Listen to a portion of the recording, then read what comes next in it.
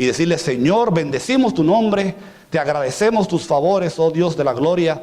Te damos gracias por este tiempo que podemos pasar cada domingo en este lugar, por cada persona que hace suya la responsabilidad de venir a servir, a ayudar, a participar. Padre, oramos para que este culto sea digno de ti, que tú te glorifiques, que tu nombre sea glorificado, que la alabanza y la honra y la gloria sean dirigidas a ti, que tú, Padre Santo, al mismo tiempo bendigas a cada uno de los que estamos aquí reunidos, a los que han de llegar, a los que no pudieron llegar por alguna razón, Padre de la gloria. Y mira cualquier necesidad, cualquier situación, Padre Santísimo, que haya en medio nuestro, en el nombre de Jesús, te pedimos que tú visites a cada una de esas familias, las personas, oh Dios Todopoderoso, que están esperando una respuesta tuya, un milagro tuyo. Nosotros creemos que tú eres un Dios de milagros. Creemos que tú eres un Dios todopoderoso, y tu palabra ha dicho, Señor, que para los hombres tal vez es difícil, pero para ti nada es imposible. Así que en esta mañana, oh Dios, descansamos y esperamos en ti, y te suplicamos una vez más que tú continúes manifestándote en el resto del servicio, en el nombre de Jesús. Amén. Bueno, así mismo, como ustedes están ya paraditos de pie, vamos a buscar la palabra de Dios que se encuentra en Marcos capítulo 10, versos 35 al 45. Perdonen que esté usando el teléfono, pero es que me están diciendo que aquellas personas que están supuestas a reunirse con la hermana Liliana para el ensayo, ellos están en la parte de abajo. Es un anuncio de última hora que me mandaron. Pero ya sí, guardemos los celulares y prestar atención a la palabra de Dios, que en el día de hoy la encontramos, como dije ya, en Marcos capítulo 10, 41 al 45, y dice así la escritura.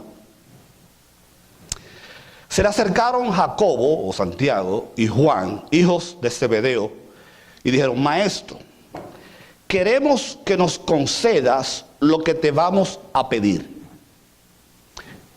¿Qué quieren que haga por ustedes? Concédenos que en tu glorioso reino uno de nosotros se siente a tu derecha y el otro a tu izquierda. No saben lo que están pidiendo, le replicó Jesús. ¿Pueden acaso beber el trago amargo de la copa que yo bebo? ¿O pasar por la prueba del bautismo con el que voy a ser probado? Sí, podemos. Ok, ustedes beberán de la copa que yo bebo, les respondió Jesús, y pasarán por la prueba del bautismo con el que voy a ser probado, pero el sentarse a mi derecha o a mi izquierda no me corresponde a mí concederlo. Eso ya está decidido. Los otros 10, al oír la conversación, se indignaron contra Jacobo y Juan. Así que Jesús los llamó y les dijo: como ustedes saben, los que se consideran jefe de las naciones oprimen a los súbditos, y los altos oficiales abusan de su autoridad. ¿Han visto ustedes eso alguna vez? Pero entre ustedes no debe ser así. Al contrario, el que quiera hacerse grande entre ustedes deberá ser su servidor, y el que quiera ser el primero deberá ser esclavo de todos. Porque ni aún el Hijo del Hombre, Jesús, vino para que le sirvan, sino para servir y para dar su vida en rescate por muchos. Pueden tomar asiento. El Señor añada bendición a su palabra.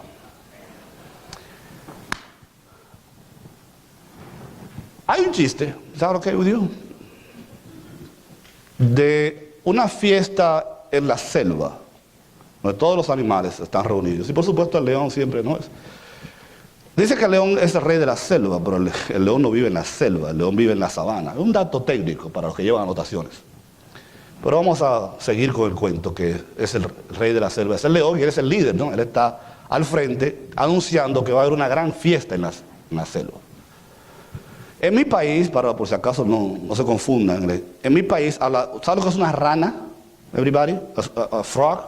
En mi país le dicen sapo o maco.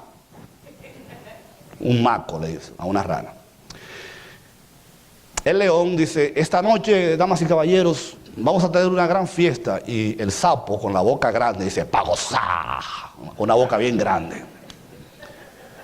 Y el león dice: y va a haber música de todo tipo. Y dice el sapo: pa' bailar. para gozar, para bailar. Y el león lo está mirando. Dice, y va a haber mucha comida y mucho entretenimiento para comer, dice el sapo, con la boca grande, para comer, para gozar.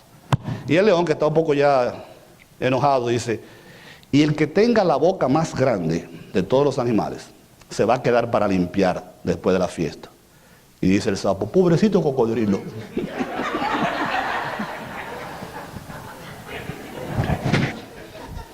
Entonces sabía el cuento. Parece, ¿verdad?, que cuando se trata de recibir beneficios, todos nosotros, como dicen por ahí, estamos más puestos que un zapato.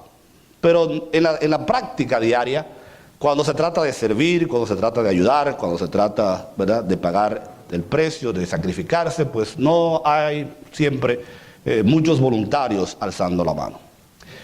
Nosotros estamos predicando una serie de mensajes titulados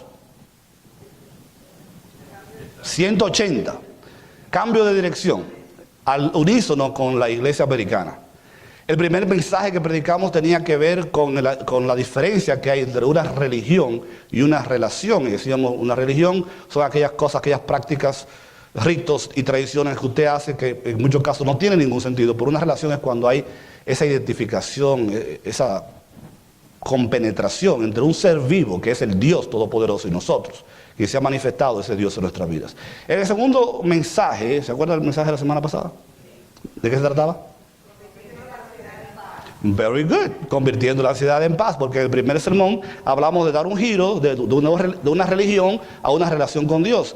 En el segundo, hacer un giro de una vida de preocupación y una vida de ansiedad y una vida de estrés a una vida de confianza y dependencia en Dios, sabiendo que si Dios cuida de los pajaritos y de las flores que son insignificantes, ¿cuánto más no cuidará Dios de nosotros? Amén.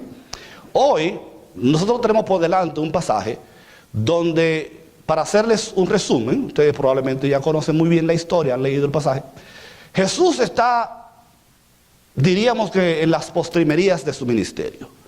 Tanto así que en los versículos anteriores, Él es claro con los discípulos, Él le dice, yo tengo que ir a Jerusalén y allí voy a padecer y voy a morir. Y los discípulos, como decimos nosotros, le entraban la cosa por aquí, le salían por allá, ellos como que no estaban claros todavía. Jesús había hablado acerca de los niños en ese mismo capítulo, les había dado muchas instrucciones. Y en medio de toda esta situación, en medio de toda esta profecía de Jesús, donde Él delineaba claramente cuál era su ministerio, a dónde iba, qué iba a hacer, cuáles iban a ser los resultados y todo eso, vienen estos dos muchachitos. ¿Quiénes eran ellos dos? Jacobo y Juan, hijos de Zebedeo, hermanos. Y para los que llevan anotación, estos dos muchachos eran hijos de una mujer llamada Salomé. Salomé era hermana de María. Y María era mamá de Jesús. ¿Qué hacían a Jesús y estos muchachos? Primo hermanos. Ellos dijeron primo, como los dominicanos, que todos son primos, ¿no? Primo. Pero cuando tú vengas en tu glorioso reino, como dice la nueva versión internacional, cuando tú estés en la papa, ¿verdad?, cuando tú estés gobernando, ¿por qué tú no nos das a nosotros dos carguitos? Secretario de Estado de Turismo, secretario de Estado de Industria y Comercio. ¿No es eso lo que sucede a diario en los países nuestros?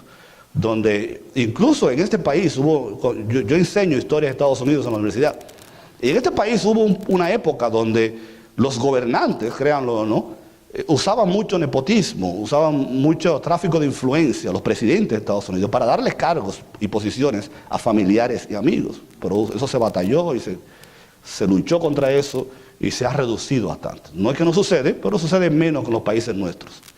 Entonces, el nepotismo, ustedes conocen esa palabra, que viene precisamente de los papas en el pasado, que como los papas supuestamente no tenían hijos, porque muchos terminaban teniendo hijos escondidos, ellos ponían sobrinos en cargos especiales, y de ahí viene esa palabra de usar el nepotismo, de poner personas, familiares, amigos en cargos importantes, y la única razón, la única condición era ser amigo de la persona que está en poder. Y esta gente, producto de esa mentalidad egoísta, egocéntrica, viene y dice, Señor, nosotros queremos ser mano derecha y mano izquierda tuya en el reino de los cielos. Y Jesús dice, ustedes como que no han entendido, ustedes no saben lo que están pidiendo. Incluso, identificarse conmigo vivir conmigo, experimentar lo que yo voy a experimentar. Probablemente al final a ustedes no les va a gustar porque yo voy a sufrir, yo voy a tomar de esta copa, voy a ser probado con el bautismo. Y dijeron, sí, no hay problema. Y Jesús finalmente le va a decir, miren, primero que todo, eso no soy yo que lo decide, aquí es el Padre.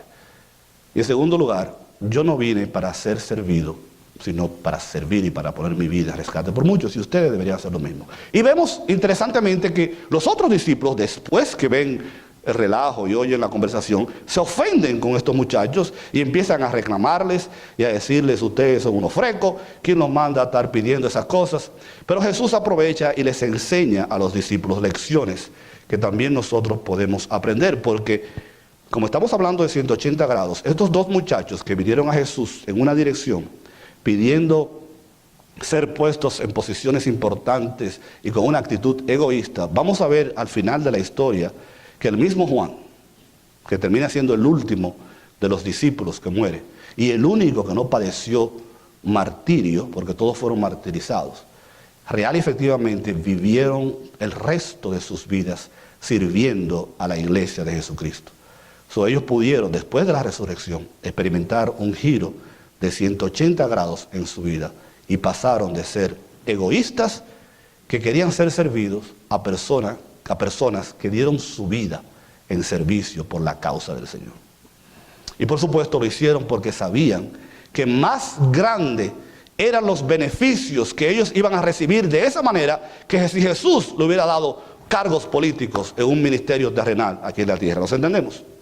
Y tú y yo como cristianos, lo primero que tenemos que aprender de todo esto es que las posiciones terrenales, los beneficios que nosotros podamos obtener aquí en la tierra, los favores que podamos conseguir de otros, las palancas que podamos diligenciar para alzarnos con posiciones, con cargos, con beneficios económicos, no son nada comparado con las riquezas y la gloriosa posición que Dios ha prometido en el reino de los cielos a aquellos que deciden vivir una vida, a la redundancia, de servicio aquí en la tierra.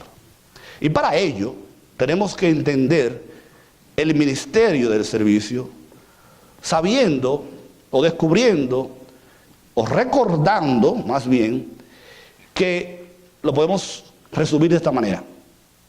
Nosotros, ante todo, fuimos servidos primero. Nosotros hemos sido, a través de la historia, los recipientes, los beneficiados de la grandeza del ministerio del servicio. Y por supuesto, cuando vamos a hablar de servicio y queremos usar ejemplos en la Biblia, y usted preguntará, pastor, ¿cómo es eso de que yo he sido servido primero? Pregúnteme, pastor. Gracias, hermana. Mire, lo primero que tenemos que recordar es que el ejemplo máximo de servicio que hay en la Biblia es Jesús, ¿cierto? Jesús no solamente dice en este pasaje que Él no vino para ser servido, sino para servir, sino que nosotros encontramos en la Biblia, en Filipenses 2, 5 al 8, donde Pablo le dice a la iglesia después, ¿verdad?, que Cristo resucite, le dice a comienza, dice, ustedes, la actitud que ustedes deberían tener debe ser parecida a la de Cristo Jesús.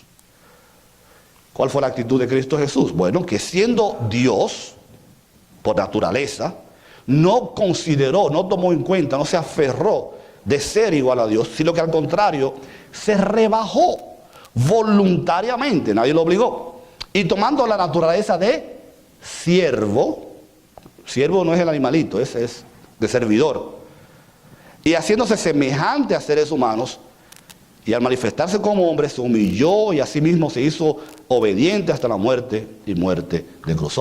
La Biblia dice que Jesús desde los inicios, desde antes de los inicios de la humanidad, estuvo en una actitud de servicio donde Él renunció, por así decirlo. Hay un pasaje que habla de que Jesús se vació de su gloria en un momento para venir a servir a la humanidad, incluso antes de la creación. Una vez aquí en la tierra, Jesús continuó dando ejemplos, siendo el Rey de Reyes, el Señor de Señores, el Todopoderoso, aquel que merecía la pleitesía, aquel que merecía la honra, aquel que merecía la adoración. La Biblia nos enseña y nos presenta a Jesús en cantidad de pasajes en el Nuevo Testamento, en una actitud de siervo. ¿Ustedes recuerdan la ocasión cuando Él y sus discípulos llegaron a una casa? En aquella época recuerden que la gente usaba sandalias y las calles no eran asfaltadas. Por lo tanto, cuando la gente llegaba a la casa, por lo general llegaba con los pies sucios de tierra y de polvo. Y era costumbre que el anfitrión de la casa le lavara los pies a aquellos que llegaban de visita para que, ¿verdad?, tuvieran sus pies limpios cuando estaban en la casa. Y como yo he contado incluso desde este mismo púlpito en varias ocasiones, aparentemente los discípulos se sentaron todos, uno al lado de otro, diciendo, yo voy a ver quién es que va a limpiar los pies, porque Pedro no es mejor que yo, Juan no es mejor que yo, Santiago no es mejor que yo. O sea, aquí todos somos iguales y yo, ¿por qué tengo que ser yo el que lave los pies? Y aparentemente Jesús, que conocía la actitud, los corazones de la gente, Jesús dijo, no hay problema, muchachos. Ninguno está dispuesto a rebajarse, ninguno está dispuesto a humillarse. Yo lo voy a hacer. Dice que Jesús se amarró una toalla y comenzó a lavarle los pies a los discípulos. Una y otra vez Jesús demostraba con sus hechos, demostró con su vida que Él no vino para ser servido, sino para servir. Y otra vez, tiempo nos faltaría para seguir mencionando pasajes donde encontramos estas verdades. Jesús mismo, dice la Biblia, que no solamente antes de la creación de la humanidad se sirvió como siervo, no solamente vivió sirviendo aquí en la tierra, sino dice la Biblia que todavía en el reino de los cielos, todavía en la eternidad, Jesús continúa sirviendo, intercediendo por nosotros. Hebreos 7, 24, 25 dice, pero como Jesús permanece para siempre, su sacerdocio es imperecedero. Por eso también puede salvar por completo a los que por medio de Él se acercan a Dios, ya que vive siempre para interceder por ellos. Jesús, aún en su posición de gloria en el cielo, está sirviendo a aquellos a quienes Él rescató o a los que ha de rescatar. No solamente Jesús es un ejemplo de servicio, la Biblia también nos enseña que los profetas fueron enviados por Dios para servir. Los profetas fueron hombres, Isaías, Jeremías, Daniel, hombres de fe, a quienes Dios envió, y hombres que vivieron vidas sacrificiales para beneficio de la nación en un tiempo, pero también para beneficio de la iglesia que nacería después. No solamente Jesucristo, no solamente los profetas, pero el mismo Espíritu Santo, la tercera persona de la Trinidad. La Biblia dice que el Espíritu Santo, una de sus principales funciones es servir de paracleto, servir de apoyo, servir de ayuda, inspirar, ayudar al creyente. Sobre todo Jesús dijo, yo me voy, pero no lo voy a dejar a ustedes solo, voy a mandar al Espíritu Santo para que continúe haciendo la tarea que yo comencé a hacer con ustedes aquí en la tierra. Y así podemos mencionar otros elementos en la Biblia, el último de ellos los apóstoles en la iglesia primitiva. Pablo, Pedro y muchos otros fueron hombres que sacrificaron todo lo que tenían, porque entendieron que el ministerio que estaba puesto en sus manos y the rewards, los beneficios de servir a Dios sirviendo a través de la iglesia, no había nada en la tierra ni en ningún lugar que mereciera un sacrificio más grande que aquel que tenía que ver con el servicio de la iglesia. Los ángeles, dice la Biblia que los ángeles son seres que ministran a los creyentes. Los ángeles fueron criaturas celestiales creadas por Dios que eventualmente fueron puestas al servicio de la humanidad, al servicio de los creyentes. Ustedes recuerdan que los ángeles vinieron a servir a Jesús cuando estaba pasando por la tentación. Y la Biblia dice que los ángeles también están a disposición de los seres humanos para servir. Y por supuesto, finalmente, en ese punto 1, nosotros hemos sido beneficiarios, recipientes del servicio que hombres y mujeres de carne y hueso a través de los años han trabajado, han sacrificado, han obrado para que nosotros, los que estemos aquí en el día de hoy, podamos estar aquí agradeciendo a aquellos que se sacrificaron un día por la obra y la causa de Cristo. Por eso, porque nosotros hemos sido recipientes primero, porque se nos ha servido a nosotros primero, por lo menos deberíamos ser agradecidos, ¿no es cierto? Una de las cualidades, una de las características del creyente, de la persona que ha sido renovada por el Espíritu Santo de Dios, es que es una persona agradecida. Aquel que ha sido perdonado, aquel que ha sido regenerado, aquel que ha recibido, que ha sido objeto de la misericordia de Dios. Una de las principales características del creyente es esa, que somos un pueblo agradecido. Hay una ilustración de un hombre en la Florida, creo, una historia verdadera, que todos los días se levantaba por la mañana, tomaba un basket, lo llenaba de pescados y se iba a la playa a alimentar los seagulls, las gaviotas de la playa, todos los días, todos los días. Y alguien que observó lo que el hombre hacía, un día fue y le preguntó, no, ¿por qué él hacía eso todos los días? ¿Por qué se tomaba la molestia de ir a comprar pescado todos los días, irse a la playa a alimentar a las gaviotas? Entonces él hizo la historia. Ustedes conocen la historia, que yo creo que la hice una vez aquí.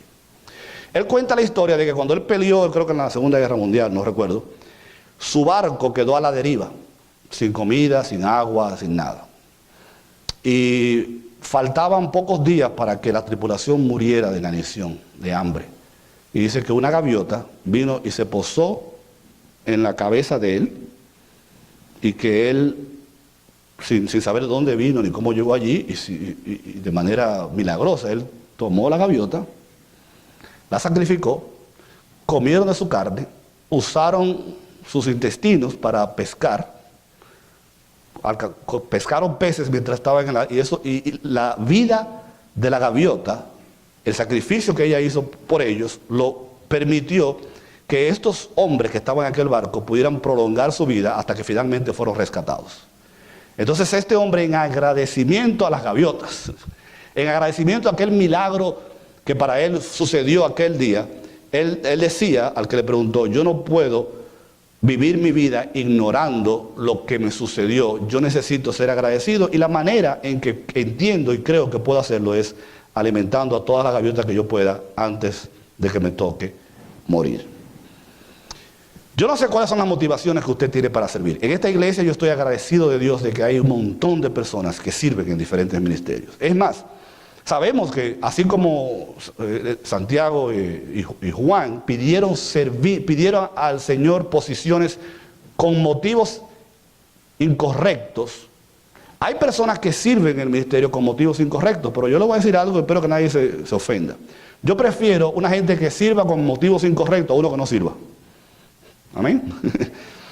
Ahora bien, lo ideal es que usted sirva y sirva por los motivos correctos. Y el principal motivo, la principal motivación que usted y yo tenemos para servir es lo que Cristo hizo por nosotros. Lo que Dios hizo por nosotros. Su rescate, sus bendiciones, la compra de la salvación por la sangre preciosa de Cristo derramada en la cruz. Y cuando usted experimenta esa gracia y cuando usted experimenta ese favor de Dios, lo menos que usted puede hacer es tratar no de pagar o de repagar, porque usted y yo nunca podremos pagarle de vuelta a Dios lo que Él hizo por nosotros, pero por lo menos hacer algo que manifieste, muestre, deje ver el agradecimiento que sentimos hacia Dios por lo que Él hizo por nosotros. ¿Amén? La segunda cosa que quisiéramos considerar en este pasaje es el significado del servicio. Alguien dijo una vez, el cristiano que no sirve, no sirve. Es una característica intrínseca del cristianismo. Nosotros, así como el ser humano fue creado para tener una relación con Dios, así como el ser humano tiene elementos en su ser que no tienen los animales, que no tienen las plantas, como el amor, la necesidad de amar y ser amado. Así como fuimos creados para un propósito, el servicio es parte intrínseca de la vida del creyente, porque el cristiano que no sirve, por definición, es un cristiano defectuoso. Y usted no quiere ser un cristiano defectuoso, ¿verdad? Porque es inherente a la condición misma del creyente vivir una vida que trate de agradar a aquel que nos rescató, nos compró, nos salvó. Por lo tanto, cuando el ser salvo produce automáticamente, es una de las cosas que vienen incluidas. Los que saben de computadora, saben que a veces usted compra un software, un programa, y ese programa muchas veces trae otros programas que son bonus o son parte del programa que, por así decirlo, son gratis o son parte del programa mismo. Es más, en algunos casos, el programa funciona porque tiene el otro programa y sin ese programa no funcionara. ¿Entienden lo que estoy diciendo?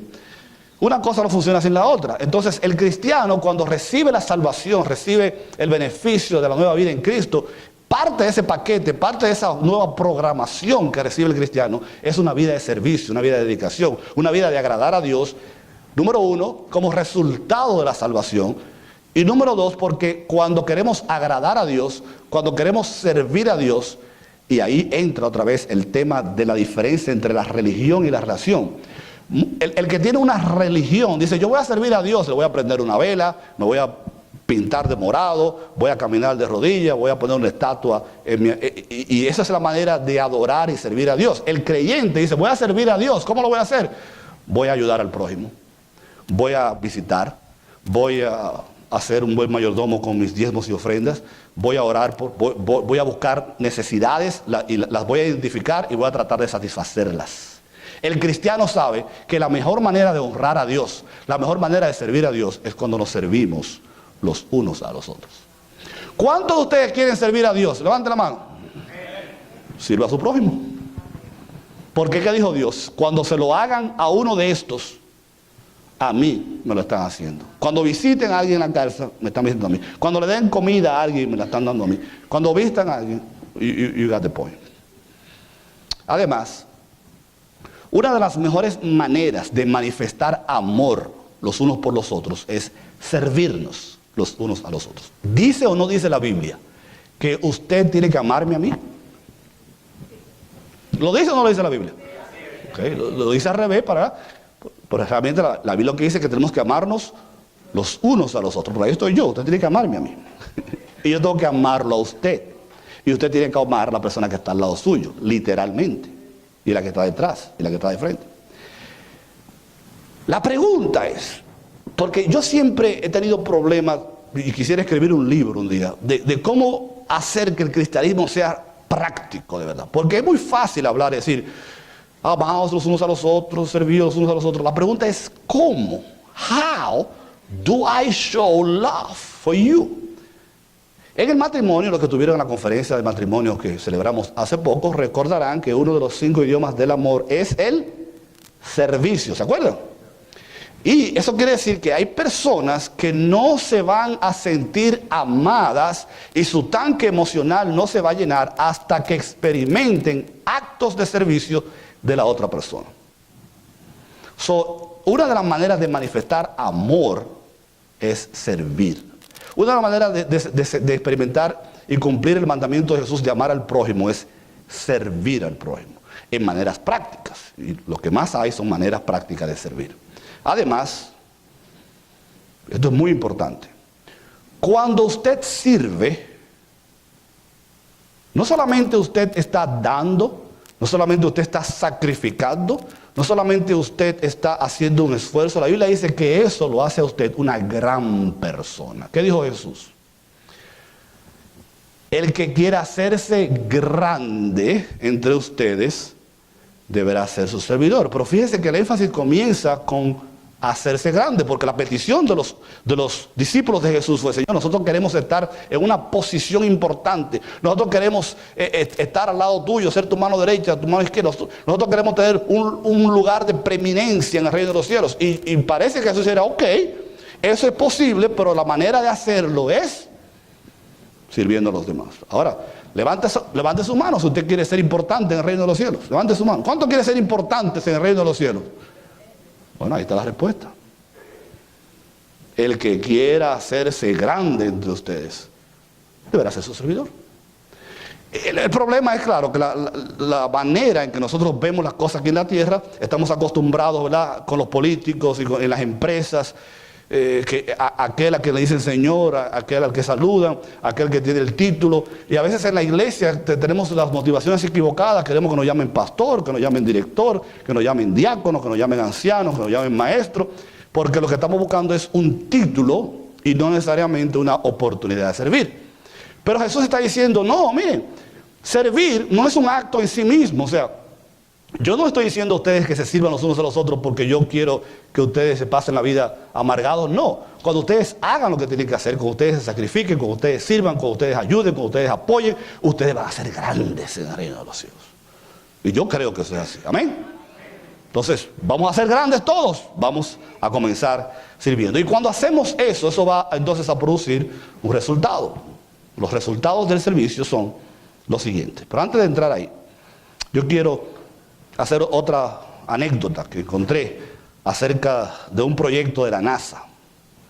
La NASA, que vive inventando, gastando cuartos, mandando aparatos para allá arriba, que algunos han dicho, en vez de invertir todo ese dinero, ¿verdad?, en el hambre, alguien dijo, ¿verdad?, que gastan millones de dólares tratando de hallar vida en Marte.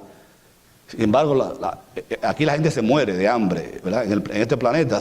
Ayuden a la gente viva que está en este planeta con esos cuartos y no estén gastando dinero buscando vida que no van a encontrar, porque la vida que Dios creó está aquí en la Tierra. Pero en el año 1972 la NASA mandó al espacio el Pioneer 10, un satélite. Ese satélite estaba supuesto a durar varios años con una batería de 8 watts. Y algunos de los expertos predijeron que lo más lejos que el satélite llegaría sería alrededor de Júpiter. Para no hacer la historia muy larga, este satélite hasta el día de hoy todavía está volando y mandando fotos con una batería de 8 watts. Y ha pasado, según el último dato que tengo aquí, dice que está a millones de millas del planeta Tierra.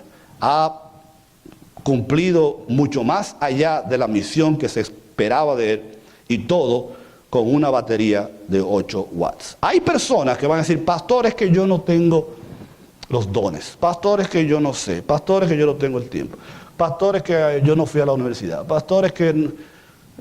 excusas, ¿verdad? Siempre hemos dicho, lo repetiremos hasta el cansancio, que Dios no llama a los capacitados, pero Dios capacita a los que llaman. La Biblia no dice que Dios llama a los hábiles, pero Dios llama a los que están available, disponibles. Dios va a usar a aquellos que están disponibles. Y aunque no estén capacitados, Él los va a capacitar, porque Dios quiere bendecirte. Porque Dios quiere que tú seas grande en el reino de los cielos. Porque Dios quiere que tú pases de ser ese egoísta de what is in for me, como querían estos dos muchachos. ¿Cómo me puedo yo beneficiar? ¿Qué puedo yo sacar de esto? ¿Qué beneficio puedo yo tener? Hacer un giro de 80 grados, decir, what can I do for you? ¿Qué puedo yo hacer por la iglesia? ¿Qué puedo yo hacer por el reino del cielo?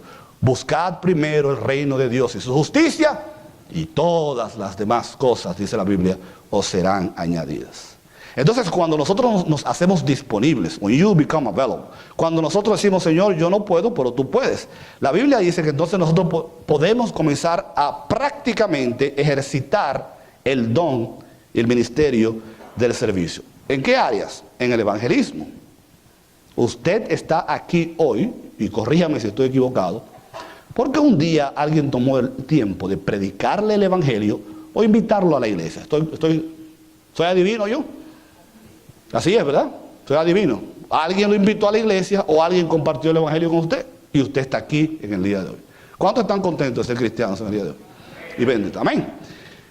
Dios quiere que nosotros hagamos lo mismo, que por agradecimiento a Él, que por mandamiento de Él, nosotros visitemos los hospitales, nosotros visitemos a los enfermos, nosotros visitemos a los que están presos, nosotros ayudemos a los que tienen menos que nosotros, porque siempre va a haber gente que tiene menos que nosotros. Dios quiere que nosotros sirvamos en la edificación del cuerpo de Cristo. Y esto es muy importante porque el tema de la unidad está siempre bien desarrollado en la Biblia. Hermanos, no es tema de este mensaje, pero anyway, yo soy el que predica, yo puedo decir lo que yo quiera, ¿verdad?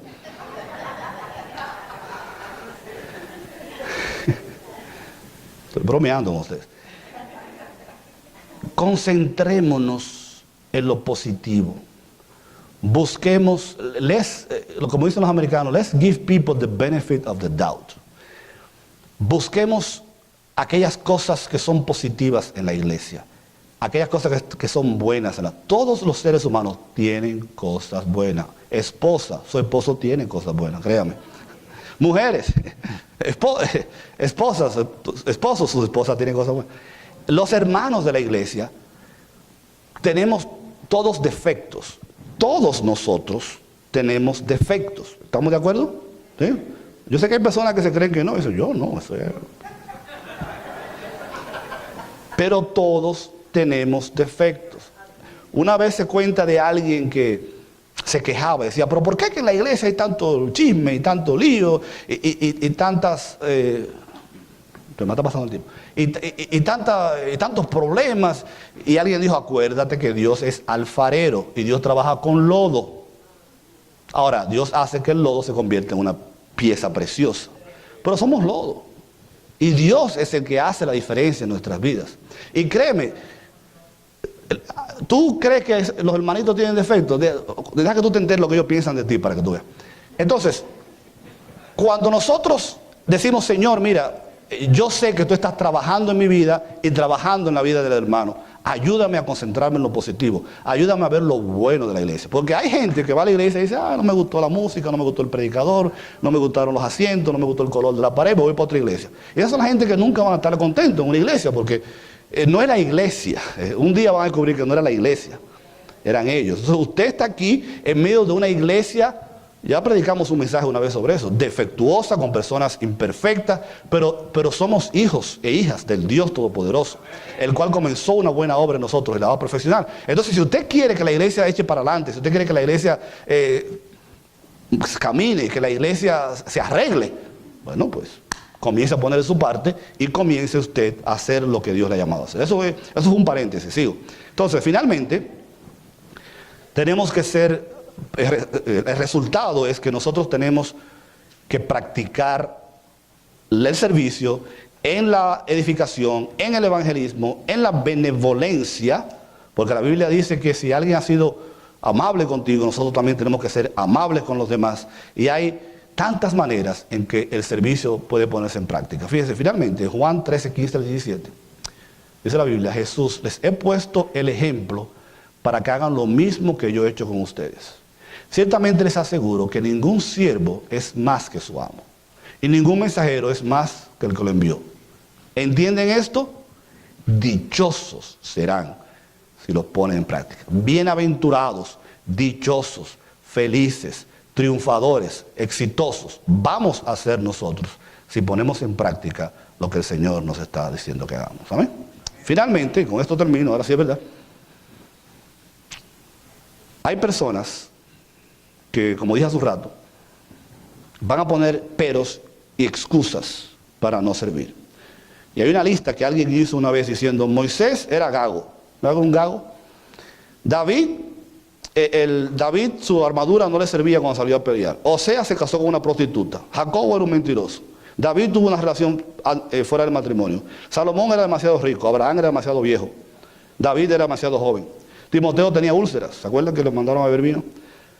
Pedro era un miedoso. Lázaro estaba muerto. Ese sí es verdad que no podía hacer nada. Y aún así pasó a la historia. Juan era un egoísta. Jesús era muy pobre. Naomi era viuda. Juan Marco fue rechazado por Pablo. Pablo fue un homicida. Así como fue Moisés. Jonás se mandó huyendo cuando Dios lo llamó. Miriam era una chismosa. ¿Te acuerdas de Miriam? Gedeón y Tomás tenían muchísimas dudas. Jeremías era depresivo suicida, era Jeremías. Elías estaba quemado, burn out. Marta se preocupaba más que todo el mundo. Sansón tenía el pelo demasiado largo. Y Noé, era un borracho. Parece borracho en la Biblia. Sin embargo, todos ellos, en las manos de aquel que todo lo puede, pasaron a la historia como grandes hombres y mujeres de Dios. Esta iglesia va a pasar a la historia también como la más poderosa e impactante iglesia que Dios ha puesto en esta región. Amén.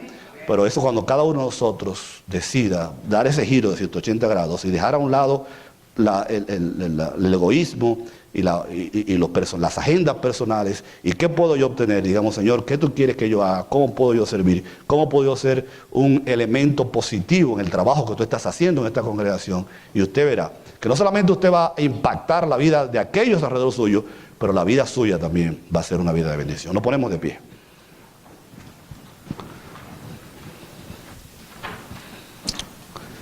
Vamos a cerrar los ojos y inclinar el rostro antes de pasar al tiempo de los diezmos y las ofrendas. Y por supuesto, recuerde lo que dijimos al principio. El principal servicio que Dios proporcionó para nosotros fue la salvación de nuestros pecados y la vida eterna. Y nada de lo demás tiene sentido hasta que tú no das ese giro de 180 grados, de pasar de una vida sin Cristo y sin Dios a una vida con Dios, como hijo o hija de Dios, a una vida con esperanza. En esta mañana, si todavía tú no lo has hecho, queremos invitarte a que tú des ese paso de fe y le digas: Señor, ora de esta manera, si lo quieres hacer de esta mañana. Señor, yo me arrepiento de mis pecados, yo reconozco que Cristo murió en la cruz para salvarme, yo te pido que tú entres en mi vida, perdones mis pecados, me hagas una nueva criatura y yo pueda vivir de aquí en adelante como un hijo o una hija tuya. Yo me arrepiento, yo me entrego a ti en el nombre de Jesús. Y mientras la iglesia ora con los ojos cerrados, si tú hiciste esa oración por primera vez, de manera sincera, levanta tu mano, yo solamente quiero orar por ti. Hay alguien que dice: yo levanto mi mano y me entrego a Cristo en el día de hoy. Que Dios te bendiga, varón, Dios te bendiga. ¿Alguien más dice: yo me entrego a Cristo por primera vez hoy porque quiero comenzar una nueva vida? Quiero que cuando llegue el tiempo de la Semana Santa yo pueda regocijarme y celebrar con mis hermanos como una nueva criatura, una nueva persona en Cristo. ¿Alguien más? Yo solamente quiero orar por ti. ¿Habrá alguien que dice: yo me entrego a Cristo por primera vez en el día de hoy? Vamos a orar. Padre, en el nombre de Jesús, te doy gracias por esta persona que ha levantado su mano hoy. Oh Dios de los cielos, la Biblia dice que hay gozo en los cielos cuando un pecador se arrepiente. Y todos nosotros un día también vivíamos sin Cristo y sin esperanza, pero hemos alcanzado salvación y vida eterna por el sacrificio de Cristo en la cruz. Bendice a este varón, bendice su vida, su familia, permite que pueda integrarse en la vida de la iglesia. Y Señor, que cada uno de nosotros pueda encontrar el ministerio para el cual tú nos has llamado y que juntos cumplamos el propósito para el cual tú estableciste esta iglesia en este lugar. Bendito sea tu nombre, en el nombre de Jesús.